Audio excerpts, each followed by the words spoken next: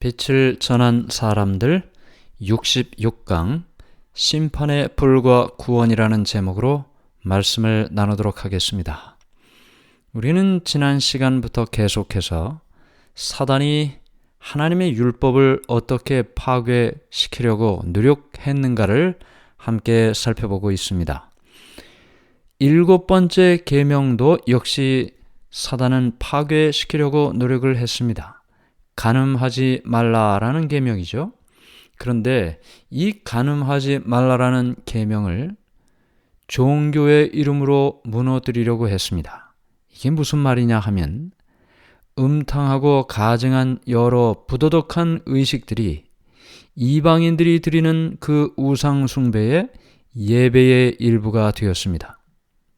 그래서 신들 자신들도 불순하게 대표됐고 또 그 신들을 숭배하는 사람들도 저열한 정욕을 만족시키는 행위로 예배 순서를 만들었던 것입니다.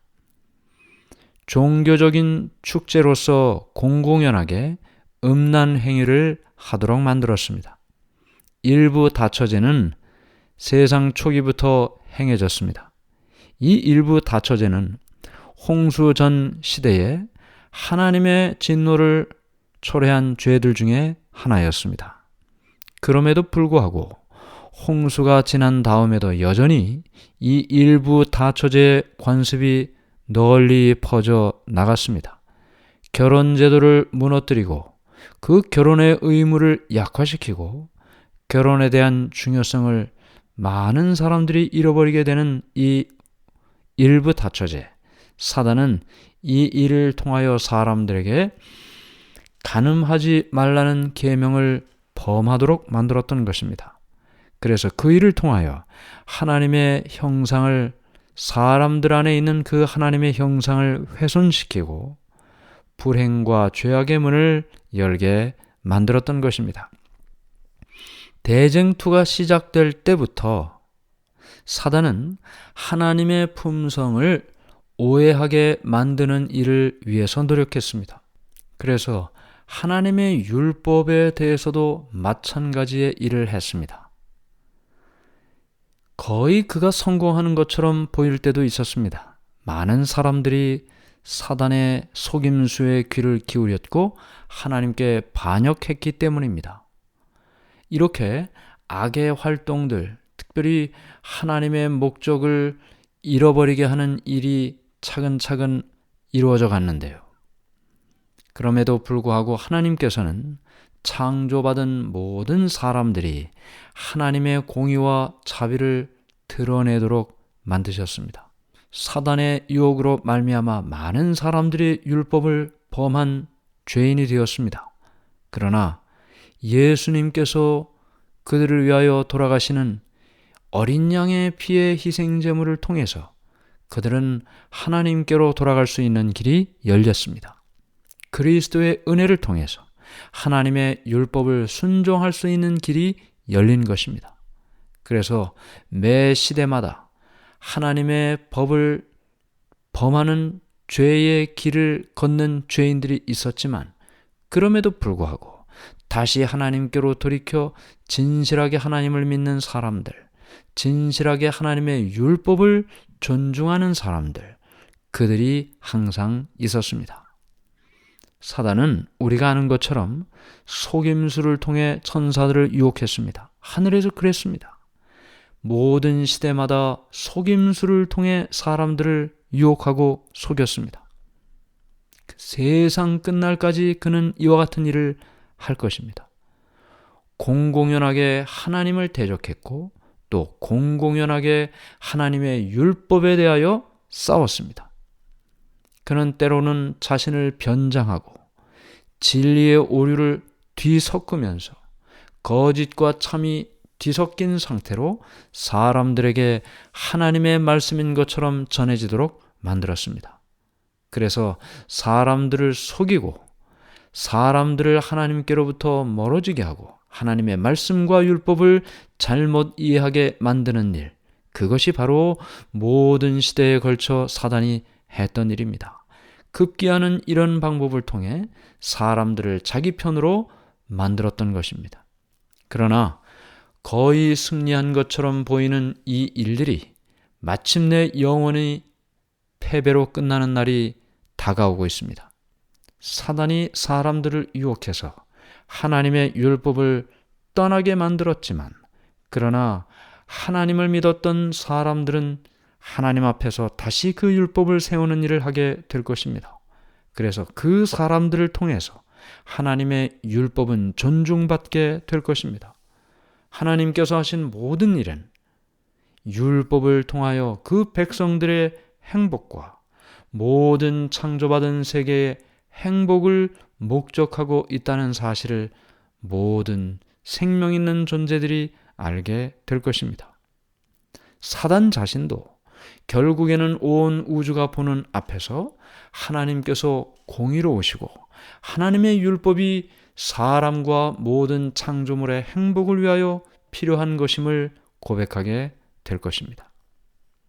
결국은 세상이 맞춰지는 그 어느 때 하나님께 모욕을 하고 율법을 부정한 모든 사람들이 마침내 멸망당하게 되는 날이 오게 될 것입니다. 이사야 26장 21절에 여호와께서 그 처소에서 나오사 땅의 거민의 죄악을 벌하실 것이라. 말라기 3장 2절 그의 임하는 날을 누가 능히 당하며 그의 나타나는 때에 누가 능히 서리요.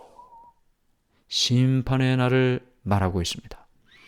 이스라엘 백성들은 그들의 죄 때문에 하나님께서 율법을 선포하시는 그날 시내산의 구름 가운데 강림하셨던 하나님의 임재의 불타는 영광을 보았습니다. 너무 두려웠습니다. 그래서 그들은 그 산에 접근하는 일을 금지당했습니다. 하나님의 율법을 선포하기 위하여 선택된 그 장소에 하나님의 능력의 임재가 있었던 것처럼 이 율법을 주실 때도 하나님의 능력이 임하였는데, 그 율법을 범한 자들을 심판하러 오실 때 그 심판날에 하나님의 임재는 얼마나 두려운 일이 되겠습니까? 그분의 권위를 침범한 사람들, 하나님의 율법을 무시한 사람들은 결국은 하나님의 영광의 광채 앞에 결국은 두려워 떨게 될 것입니다. 신의 산에 두려운 하나님의 모습은 백성들에게 심판의 광경을 보여주기 위함이었습니다. 나팔 소리가 날 때 하나님과 만나도록 이스라엘 백성들이 소집되었습니다. 이것처럼 심판날에도 천사장의 소리와 하나님의 나팔이 온 세상에 울려 퍼질 때 흩어져 있던 살아있는 자들, 죽은 자들이 하나님 앞에 다 모이게 될 것입니다. 아버지와 아들은 천사들의 무리에 호위되어 산 위에 나타나셨습니다. 큰 심판의 날에도 예수님께서 아버지의 영광으로 그 천사들과 함께 오실 것입니다. 그분은 그때 영광의 보좌에 앉게 될 것이고, 그 예수님 앞에 모든 민족들이 모이게 될 것입니다. 거룩하신 하나님께서 신의 산에 나타나셨을 때 하나님의 영광은 온 이스라엘 백성들에게 소멸하는 불처럼 보였습니다. 그러나 예수님께서 당신의 천사들과 함께 영광 중에 이 땅에 오실 때 온 세상은 예수님의 임재로 말미암아 불타는 빛처럼 그 빛을 보게 될 것입니다. 시편 50편 3절 4절 우리 하나님이 임하사 잠잠치 아니하시니 그 앞에는 불이 삼키고 그 사방에는 광풍이 불리로다. 하나님이 그 백성을 판단하시려고 윗 하늘과 아래 땅에 반포하시리라. 불길이 그분 앞에서 흘러나와서 땅의 모든 것들을 뜨거운 열로 녹일 것입니다. 지구와 그 가운데 있는 모든 것이 불타 없어지게 될 것입니다. 주 예수께서 저의 능력의 천사들과 함께 하늘로부터 불꽃 중에 나타나실 때에 하나님을 모르는 자들과 우리 주 예수의 복음을 복종치 않는 자들에게 형벌을 주시리라. 데살로니가후서 1장 7절 8절 말씀. 사람이 창조된 이래 시내산에서 율법이 반포된 그때처럼 하나님의 권능이 사람들 앞에 분명히 보여진 적은 결코 없었습니다. 여기 시편 68편 8절에 땅이 진동하며 하늘이 하나님 앞에 떨어지며 저 시내산도 하나님 곧 이스라엘의 하나님 앞에서 진동하였나이다. 천연계의 가장 무서운 격변 가운데에서 나팔 소리 같은 하나님의 음성이 구름 속에서 흘러나왔습니다.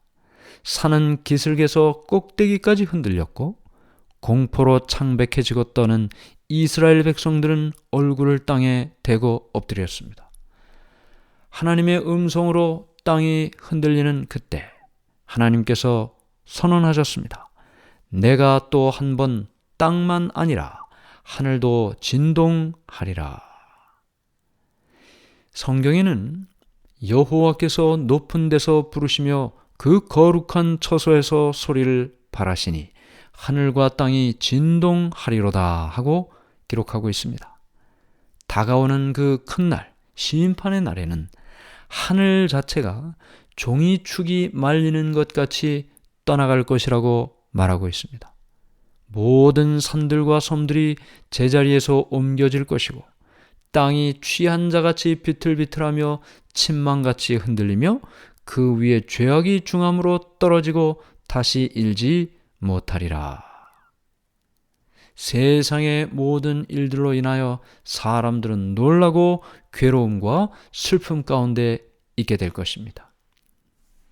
이때 세상의 악과 악인의 죄를 하나님께서 멸하실 것이고 강포한 자의 거만을 낮출 것이라고 성경에 말씀하셨습니다. 모세가 십계명의 그 돌비를 받았던 산에 계셨던 하나님을 떠나 내려왔을 때 죄 지은 이스라엘 백성들은 모세의 얼굴을 영화롭게 만든 그 빛을 똑바로 바라볼 수가 없었습니다. 그것처럼 하나님의 아들 예수님께서 이 땅에 재림하실 때 심판을 위하여 집행하려 이 땅에 오실 때 율법을 범한 자들, 예수님의 희생을 통한 속죄를 거부한 자들, 그들은 어떻게 그 예수님의 얼굴을 바라볼 수 있겠습니까?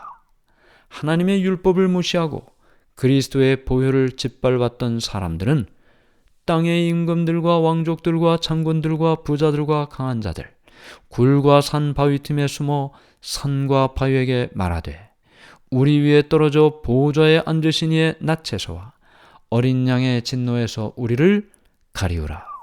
그들의 진노의 큰 날이 이르렀으니 누가 능히 서리오 하고 말하게 될 것입니다.